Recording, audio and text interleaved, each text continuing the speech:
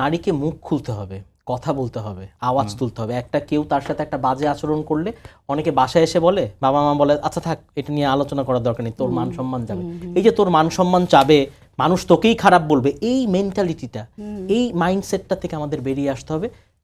আমাদের পরিবারকে, আমাদের স্কুল কলেজকে, আমাদের অফিস আদালতকে, সবখানে এইভাবে না বলতে দিয়েই মেনে নিতেই দেখা যায় ওই অপরাধটা ঢাকা পড়ে যায়, অপরাধ প্রবণতাটা বেড়ে যায়, অপরাধীদের সাহসটা বেড়ে যায়। তো সেই জন্য আওয়াজ তুলতে হবে। মা তো হচ্ছে মানে নারীরা তো হচ্ছে মা, নারীরা তো হচ্ছে বোন, নারীরা তো স্ত্রী, নারীরা তো কন্যা, সব দিকেই তো একটা নারীরা তো সবসময় আদরের, সম্মানের, শ্রদ্ধার। নারীর পেট থেকে তো সেজন্যই বলছি, সেটাই তো ভুলে যায়, জন্মের পরে সব ভুলে যায়। সেজন্যই বলছি যে, কিন্তু ওই যে বললাম, ওই যে আমরা পরিবার থেকেই প্রথমে একটা শিক্ষা আসে কি, কেউ কোনো একটা কমপ্লেইন নিয়ে গেলে বাসায়, তোর দোষ ছিল, তুই কখন বের হইছিস, তুই কেন তাড়াতাড়ি বাসায় আসলি না, তুই কেমন জামা পরেছিলি, তুই কিভাবে কথা বলেছিস। এই মাইন্ডসেটটা আমাদের পরিবারকে বের হতে হবে, আমাদের বাবা মা, আমাদের ওই দাদা দাদি, আমাদের চাচা চাচি, আমাদের মামা মামি, যারা বয়োজ্যেষ্ঠ আছেন পরিবারে, তাদের সবাইকে বলতে হবে, হ্যাঁ যে অপরাধ করছে চলো তাকে যে ধরি, তাকে জিজ্ঞেস করি। আচ্ছা পচনটা কোন জায়গায়, সেখানে হাত দিতে হবে। এবার দ্বিতীয় প্রসঙ্গ যেটি আপনি বললেন যে এই যে মামলার যে দীর্ঘসূত্রিতা, এখন রায়টা দ্রুত এসেছে আলহামদুলিল্লাহ। এখন এটা তো আমাদের সমস্যাটা হয়েছে কি, আমাদের 18 কোটি 20 কোটি মানুষের দেশ, হাইকোর্টে বিচারক আছেন ধরেন 90 জন বা 80 জন মাননীয় বিচারক, অ্যাপিলেট ডিভিশনে আছেন 6 জন 7 জন 8 জন, এরকম সংখ্যা কখনো কমে কখনো বাড়ে।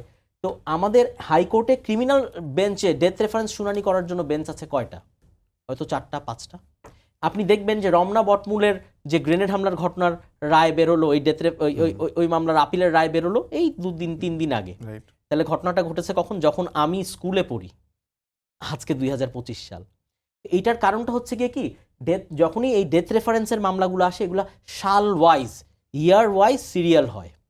যে ওই দেখা যাচ্ছে যে এখনো 2000 মানে ওই ইয়ার ওয়াইজ আপনার মামলাটা 25 সালের আপিল তাহলে নিচের দিকেই থাকবে।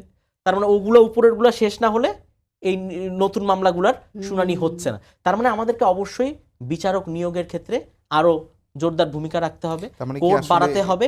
এবং মামলার রায়টাও কি আসলে অনেক পিছনেই না, আমি যেমন এখানে আপিল করার ক্ষেত্রে কিন্তু এখন সময়সীমাটাও কমিয়ে দেওয়া হয়েছে। আগে 60 দিন ছিল, এখন সেটা 30 দিনে নামিয়ে আনা হয়েছে। অতএব আপিলটাও দ্রুত হবে।